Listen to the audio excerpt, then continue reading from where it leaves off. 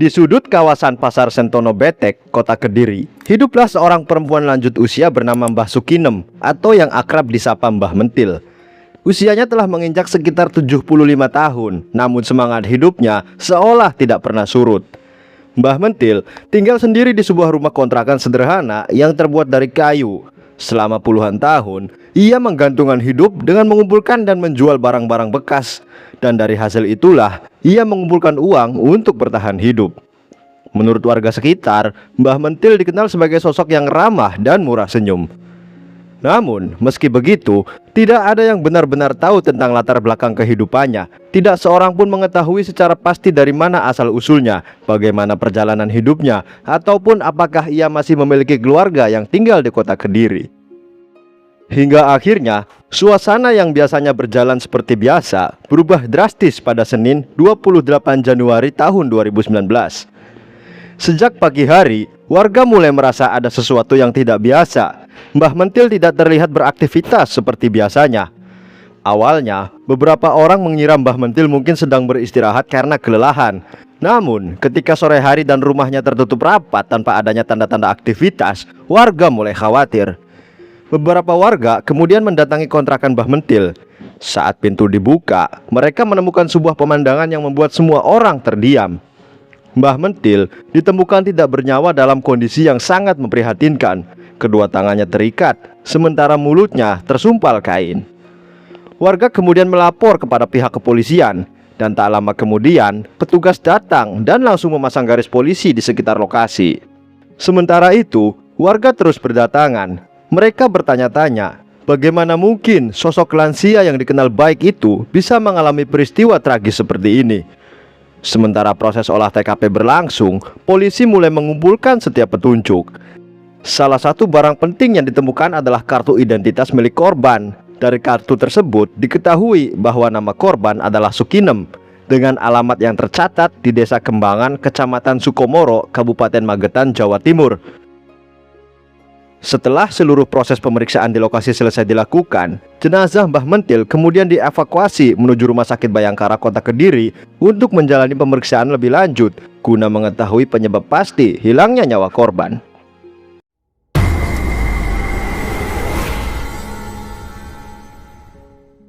Hasil pemeriksaan medis akhirnya mulai memberikan gambaran mengenai apa yang sebenarnya terjadi di dalam rumah kontrakan sederhana itu. Tim forensik menemukan sejumlah tanda yang mengarah pada dugaan kuat bahwa Mbah Mentil kehilangan nyawa secara tidak wajar. Pada bagian leher korban ditemukan bekas tekanan yang mengindikasikan adanya tindakan kekerasan. Selain itu, terdapat beberapa luka pada tubuh korban yang semakin mengindikasikan adanya tindakan pidana. Temuan tersebut membuat penyelidikan memasuki babak baru. Polisi mulai meyakini bahwa pelaku kemungkinan adalah seseorang yang mengenal korban. Dugaan itu muncul karena tidak ditemukan tanda-tanda kerusakan pada pintu maupun rumah kontrakan, sehingga besar kemungkinan korban sendiri yang membukakan pintu bagi orang tersebut. Namun, dugaan itu masih belum cukup untuk mengungkap siapa pelakunya. Di sisi lain, polisi juga berusaha mencari keluarga Mbah Mentil. Satu-satunya petunjuk yang dimiliki hanyalah kartu identitas yang ditemukan di lokasi kejadian.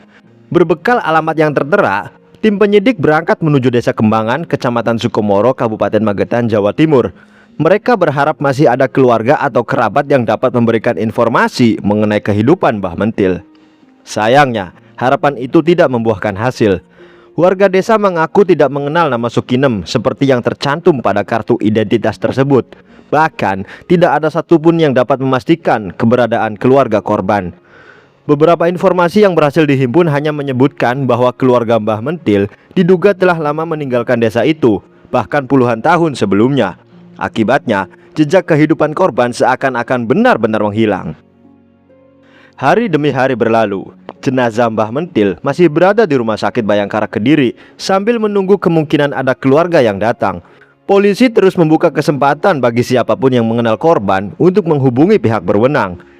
Namun hingga 3 hari berlalu, tidak ada seorang pun yang mengaku mengenalnya. Situasi itu membuat pihak kepolisian bersama Dinas Sosial Kota Kediri dan pihak rumah sakit harus mengambil keputusan yang berat. Demi memberikan penghormatan terakhir kepada korban, jenazah Mbah Mentil dipindahkan ke RSUD Gambiran untuk memudahkan proses pemakaman. Akhirnya diputuskan bahwa korban akan dimakamkan oleh negara karena tidak ditemukan ahli waris maupun keluarga yang dapat bertanggung jawab atas proses pemakamannya. Pada Jumat 1 Februari 2019, Mbah Sukinem atau yang lebih dikenal sebagai Mbah Mentil dimakamkan di kawasan Kelurahan Lirboyo, Kecamatan Mojoroto, Kota Kediri. Lokasi pemakaman itu bukanlah kompleks pemakaman umum yang ramai dikunjungi. Makam tersebut berada di area yang cukup tersembunyi, dikelilingi semak belukar, pepohonan jati, dan hamparan kebun tebu. Tempat itu dikenal sebagai lokasi pemakaman bagi mereka yang tidak diketahui keluarganya atau tidak memiliki ahli waris yang dapat mengurus proses pemakaman. Karena letaknya yang terpencil, tidak banyak masyarakat yang mengetahui keberadaan kompleks makam tersebut. Bahkan, tidak terdapat papan penunjuk arah seperti yang biasa dijumpai di tempat pemakaman pada umumnya. Menjelang siang, prosesi pemakaman berlangsung dengan sederhana. Tidak ada iring-iringan keluarga, tidak ada pelayat yang mengantar hingga liang lahat. Hanya petugas rumah sakit, aparat terkait, dan para penggali makam yang hadir untuk mengantarkan kepergian Mbah Mentil. Setelah proses pemakaman selesai, sebuah papan kayu sederhana dipasang sebagai penanda makam. Sementara Mbah Mentil telah dimakamkan, penyelidikan justru semakin intensif. Polisi bekerja tanpa henti, memeriksa saksi-saksi, menelusuri aktivitas terakhir korban, dan menyusun setiap potongan petunjuk yang ditemukan. Mereka yakin, cepat atau lambat, pelaku akan membuat sebuah kesalahan. Dan benar saja, sekitar 2 minggu setelah peristiwa itu, sebuah perkembangan besar akhirnya mengubah arah penyelidikan. Polisi berhasil mengidentifikasi orang yang diduga terlibat dalam kasus ini. Yang lebih mengejutkan lagi, sosok tersebut ternyata bukan orang asing bagi Mbah Mentil.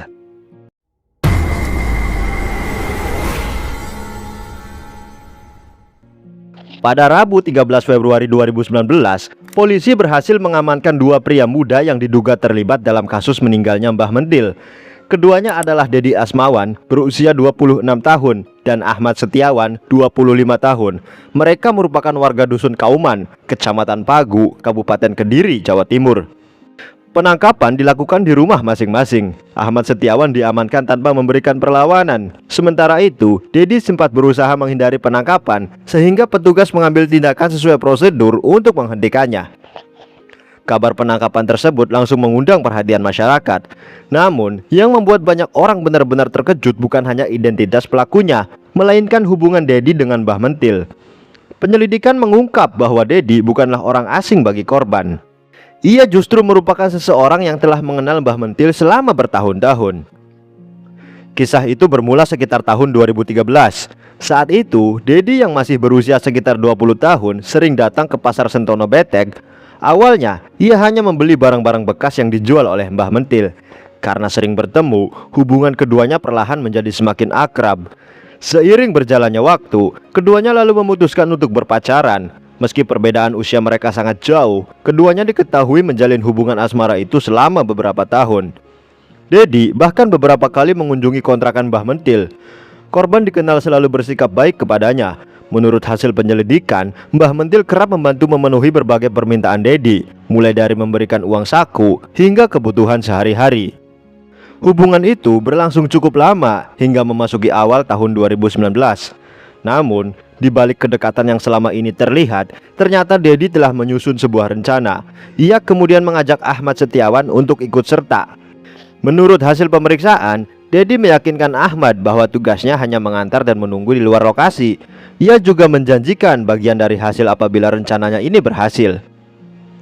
Malam itu, Minggu 27 Januari 2019, keduanya berangkat menuju rumah kontrakan Mbah Mentil. Setibanya di lokasi, Ahmad tetap berada di luar sesuai kesepakatan, sementara Dedi berjalan menuju pintu rumah korban. Sekitar tengah malam, ia mengetuk pintu beberapa kali. Tak lama kemudian, pintu dibuka. Karena telah saling mengenal selama bertahun-tahun, Mbah Mentil sama sekali tidak menaruh rasa curiga. Ia mempersilahkan Dedi masuk ke dalam rumahnya. Malam itu, suasana di dalam kontrakan terlihat seperti pertemuan biasa. Keduanya sempat berbincang dan menghabiskan waktu bersama seperti yang telah berkali-kali mereka lakukan sebelumnya. Tidak ada tanda-tanda bahwa beberapa saat kemudian akan terjadi sebuah peristiwa yang mengubah semuanya.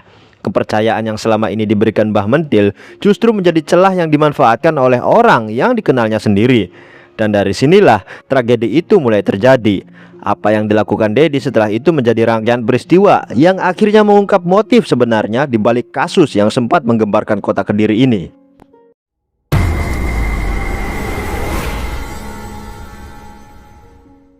Berdasarkan hasil penyelidikan dan keterangan yang terungkap di persidangan, polisi berhasil menyusun kronologi peristiwa yang terjadi pada malam itu.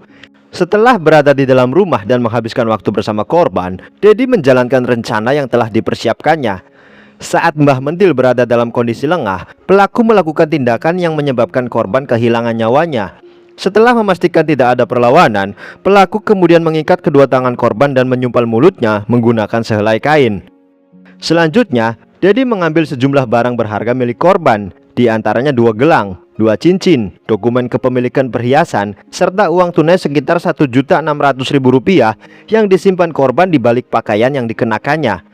Sebelum meninggalkan lokasi, pelaku berusaha menghilangkan jejak dengan menutupi tubuh korban menggunakan kain yang ada di dalam rumah. Setelah itu, ia keluar dari kontrakan dan menemui Ahmad Setiawan yang sejak awal menunggu di luar. Keesokan harinya, perhiasan tersebut dijual. Uang hasil penjualan kemudian dibagi di antara keduanya dan sebagian digunakan untuk memenuhi kebutuhan pribadi. Selama beberapa hari setelah kejadian, kedua pelaku memilih tetap berada di rumah dan membatasi aktivitas mereka. Namun, upaya tersebut tidak mampu menghentikan proses penyelidikan yang terus dilakukan aparat kepolisian. Setelah berhasil mengumpulkan alat bukti dan keterangan para saksi, polisi akhirnya menangkap keduanya pada 13 Februari 2019. Penyidikan pun terus berlanjut. Untuk memperjelas rangkaian peristiwa, pada 5 April 2019, penyidik menggelar rekonstruksi di kawasan Pasar Sentono Betek. Dalam rekonstruksi tersebut, Dedi memperagakan puluhan adegan yang menggambarkan kronologi peristiwa berdasarkan hasil penyidikan. Beberapa adegan juga dilakukan di lokasi tempat perhiasan korban dijual sebagai bagian dari proses pembuktian. Sementara itu, Ahmad Setiawan menyampaikan di persidangan bahwa dirinya hanya mengetahui rencana pengambilan barang milik korban. Ia mengaku tidak mengetahui tindakan yang kemudian menyebabkan korban kehilangan nyawanya. Keterangan tersebut menjadi salah satu bahan pertimbangan majelis hakim dalam memutus perkara. Akhirnya, pada Kamis 22 Agustus tahun 2019, Pengadilan Negeri Kediri menjatuhkan putusan. Dedi Asmawan dijatuhi hukuman 12 tahun penjara, sedangkan Ahmad Setiawan divonis 1 tahun 6 bulan penjara sesuai dengan perannya sebagaimana dipertimbangkan dalam persidangan. Dedi menerima putusan tersebut dan tidak mengajukan upaya hukum lanjutan.